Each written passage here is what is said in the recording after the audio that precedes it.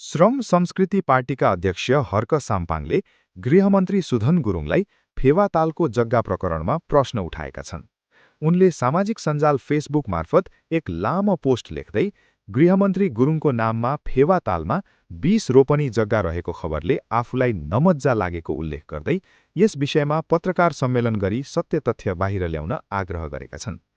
साम्पाङले यसलाई नैतिकताको सवाल भन्दै जवाफ नदिए जनताले विश्वास नगर्ने र प्रहरीले समेत टेर्न छोड्ने चेतावनी दिएका छन्।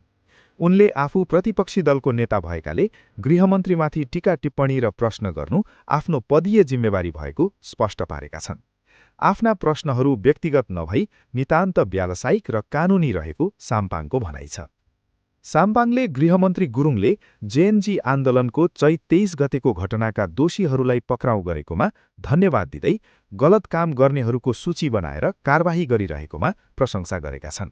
उनले यस कार्यलाई अझै अघि बढाउन शुभकामना समेत दिएका छन्।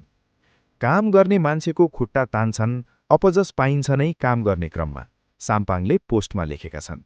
तर पोखराको फेवातालमा 20 रोपनी जग्गा तपाईको नाममा छ रे भन्ने खबरले सामाजिक सञ्जाल तातिदा नमज्जा लागेको छ। खास कुरा के हो, पत्रकार सम्मेलन राखिहाल्नुस्।